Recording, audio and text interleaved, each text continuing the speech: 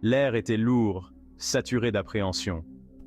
Arthur ajusta sa tunique, le tissu frais contre sa peau brûlante.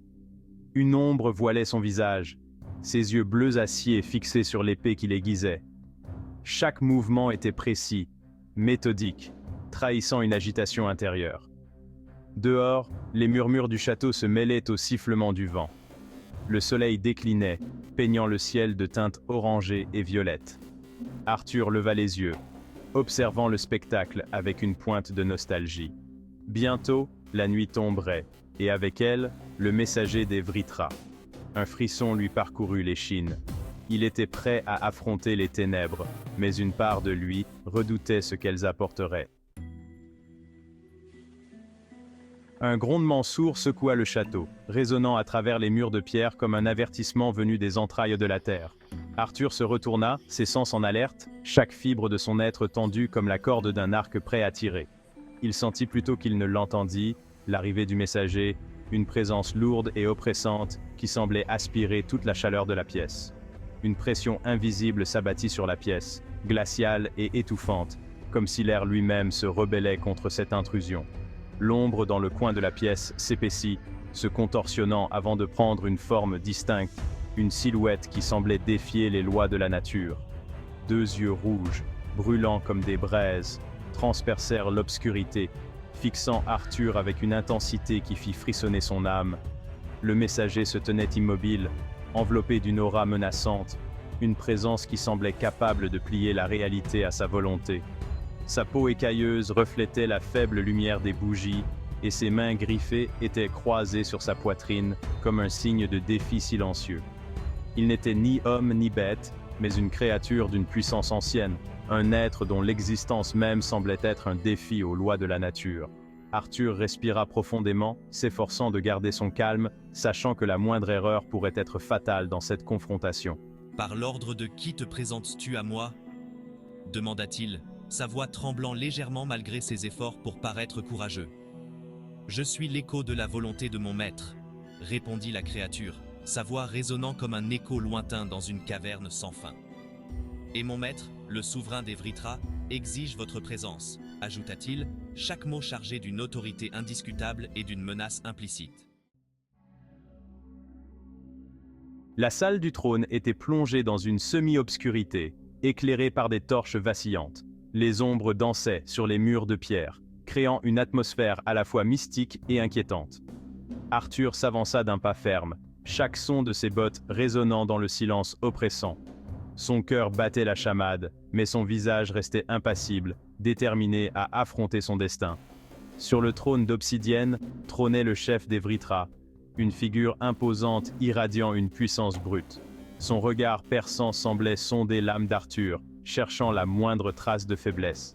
Sa peau était d'un noir de jais, ses yeux brillaient d'une lueur rouge sang, et des cornes d'obsidienne sortaient de ses tempes.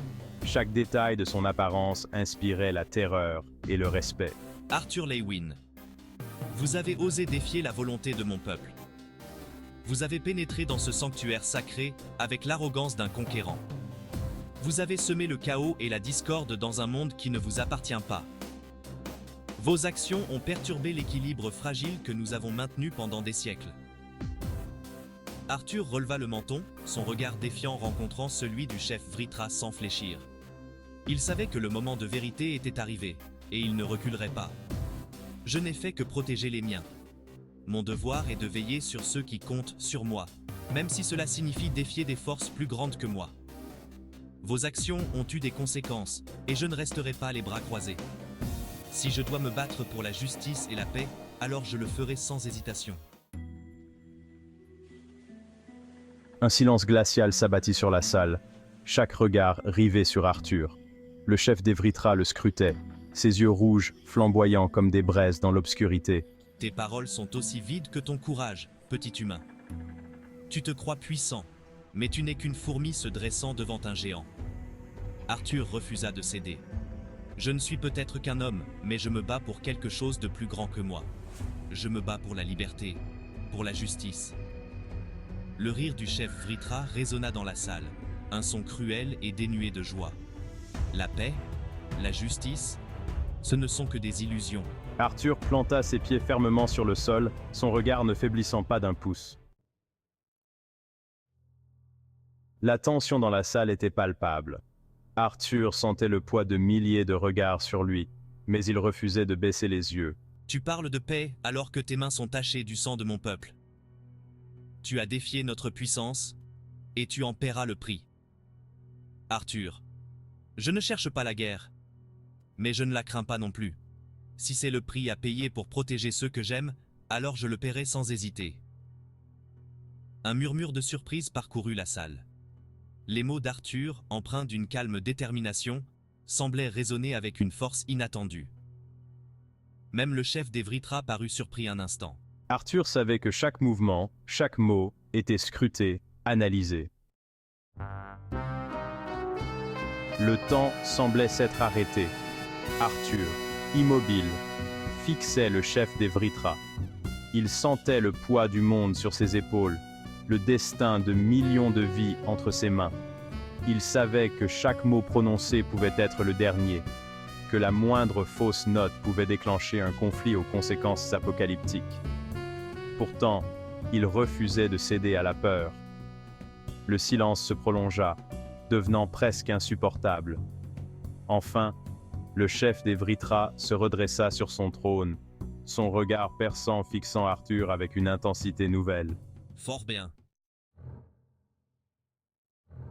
Vous avez du cran, Arthur Lewin, je vous le concède. Mais le courage ne suffit pas toujours.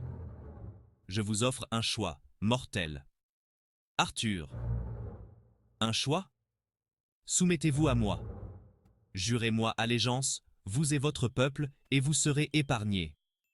Devenez mes vassaux, et je vous garantirai la paix et la prospérité. Le silence retomba, lourd et pesant. Arthur sentait le sang battre à ses tempes, tandis que son esprit s'emballait. La proposition, aussi brutale soit-elle, était séduisante.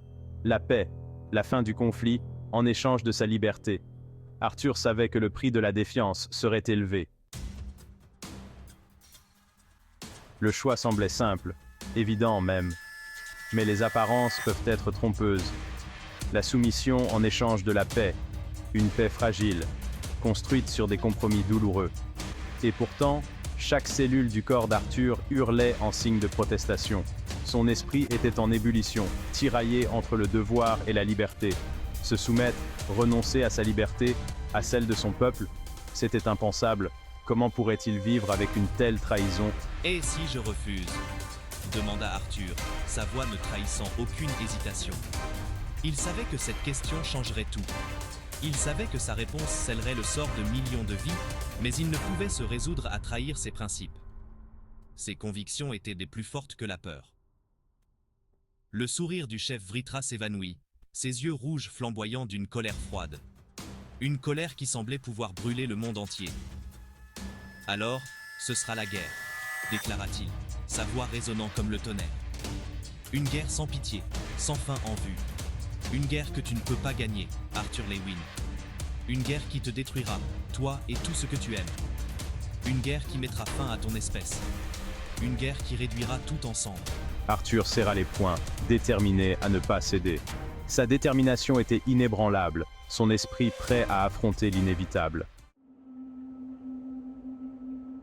Le poids de l'ultimatum pesait lourdement sur Arthur. La salle du trône, autrefois imposante, semblait se refermer sur lui. « Je vous laisse le temps de réfléchir à ma proposition, dit finalement le chef Vritra. Mais ne vous méprenez pas sur ma détermination. Choisissez la désobéissance, et vous connaîtrez la véritable signification du désespoir. » Un frisson glacial parcourut l'échine d'Arthur. Le chef Vritra fit un geste de la main, et deux guerriers s'avancèrent. « Conduisez notre invité vers ses quartiers, » ordonna le chef Vritra. Arthur savait que ses choix allaient déterminer l'avenir de son peuple. De retour dans ses quartiers, Arthur se sentait vidé. Il avait besoin de réfléchir, de peser le pour et le contre, mais surtout, il avait besoin de parler. Il convia son conseil, des hommes et des femmes de confiance. Il leur fit part de l'ultimatum du chef Vritra. « Nous devons nous battre !» s'exclama un général. « Sommes-nous assez forts ?» murmura une mage. Le conseil était divisé, partagé entre la soif de liberté et la peur de l'annihilation. Arthur écoutait attentivement, pesant chaque argument.